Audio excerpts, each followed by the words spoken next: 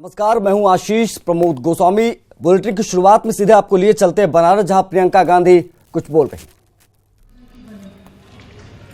और एक ऐसी राजनीति बने जिसमें जनता का महत्व हो।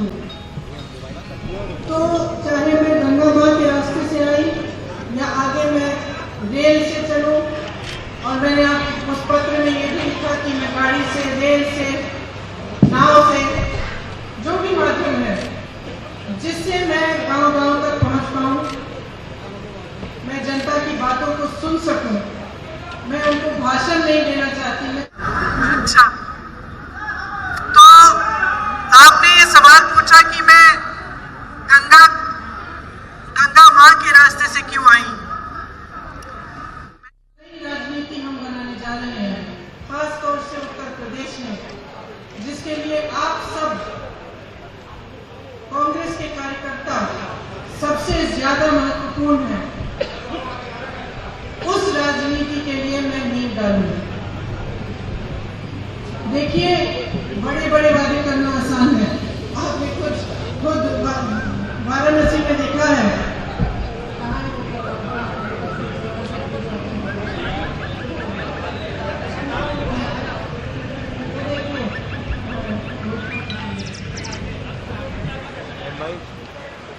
किसी को नहीं, सभा चल रही है, बात कर रहे हैं।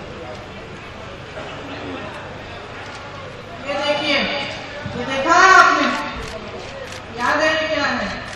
बनारस के लिए अलग घोषणा पत्र था। ये घोषणा पत्र है जो 2014 में बनारस के लिए बनाया गया था। अलग से, हाँ? अलग से।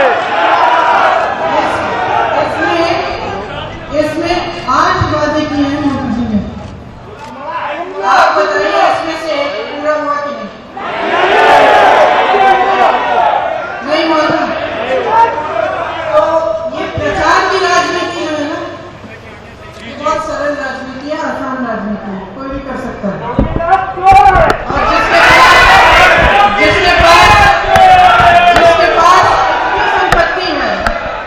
जिसके पास इतनी संपत्ति है, जितनी कुछ पार्टियों के पास है आजकल, उनके लिए और भी आसान है इस तरह की राजनीति करना। लेकिन राजनीति का मकसद कुछ और है। और आप कार्यकर्ता हैं, गांव-गांव में जाते हैं। मैं आपसे उम्र में भी छोटी हूँ काफी से, यहाँ बुजुर्ग वरिष्ठ कार्यकर्ता दिख रहे हैं मुझे, और राजनीति में भी मेरा तजुर्बा आपसे कम है। मैंने अमेठी रायबरेली में काम किया। रायबरेली और अमेठी में मेरा काम क्या था? मेरा काम ये था कि मैं बूथ तक अपने संगठन को गठित करूं, मेरे बूथ के कार्यकर्ता बने, उनकी सुनवाई हो। आसान राजनीति है, कोई भी कर सकता है। और जिसके पास इतनी संपत्ति है, जितनी कुछ पार्टियों के पास है आजकल, उनके लिए और भी आसान है इस तरह की राजनीति करना। लेकिन राजनीति का मकसद कुछ और है। और आप कार्यकर्ता हैं, गांव-गांव में जाते हैं। मैं आपसे उम्र में भी छोटी हूं काफी से, यहाँ बुजुर्ग वरिष्ठ कार्यकर्ता दिख रहे हैं मुझे, और राजनीति में भी मेरा तजुर्बा आपसे कम है। मैंने अमेठी रायबरेली में काम किया। रायबरेली और अमेठी में मेरा काम क्या था? मेरा काम ये था कि मैं बूथ तक अपने संगठन को गठित करूं, मेरे बूथ के कार्यकर्ता बने, उनकी सुनवाई हो, उनकी भागीदारी हो, ब्लॉक में भागीदारी हो और क्षेत्र में भागीदारी हो। तो मुख्य रूप से मैंने ये काम किया। और मेरी समझ में अगर संगठन का काम है तो यही सबसे बड़ा काम है कि जो बूथ का कार्यकर्ता है, जो ब्लॉक का कार्यकर्ता है, जो डिस्ट्रिक्ट में अच्छी तरह से काम कर रहा है, उसकी पहचान हो।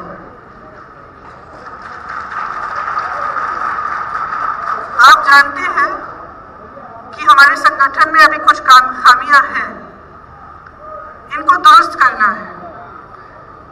लेकिन एक और चीज है, हमारी मजबूती हमारी विचारधारा है। गंगा माँ के बारे में आपने बात की, आपने पूछा गंगा माँ चाटे मार दिए, ये हमारी राजनीति नहीं। मैं आपकी भावना समझती हूँ, लेकिन ये हमारी राजनीति देखती। किसी को ये नहीं पूछती कि तुम्हारा धर्म क्या है, तुम्हारी जात क्या है। गंगा माँ हमारे इस देश की संस्कृति की सबसे बड़ी पहचान है।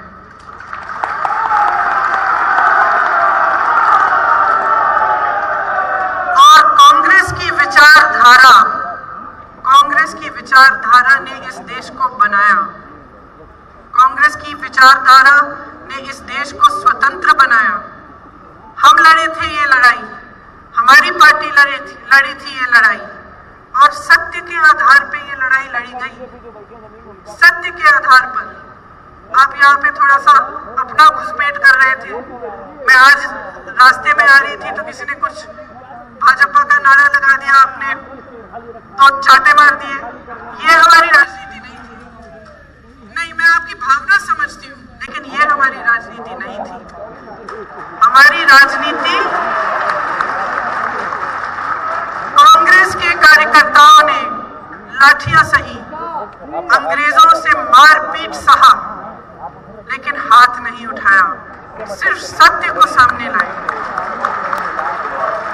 और वो सत्य क्या था? वो सत्य क्या था?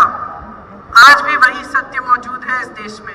वो सत्य ये था कि जनता को प्रताड़ित किया जा रहा था, जनता के दुख थे और उनकी सुनवाई नहीं थी, जनता का राज नहीं था। आज इस देश में वही स्थिति है, वही स्थिति है।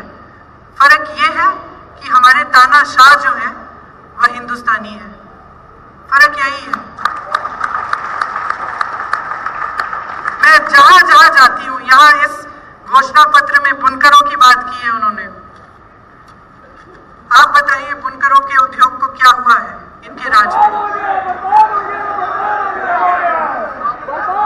मजदूरों को क्या हुआ है?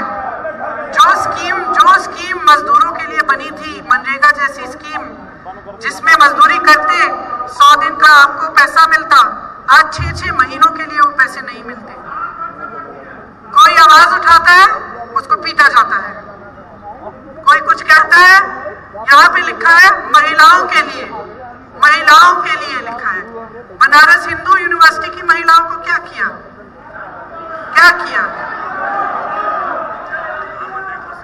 जब उन्होंने आवाज उठाई, आपने उन पर लाठी मारी।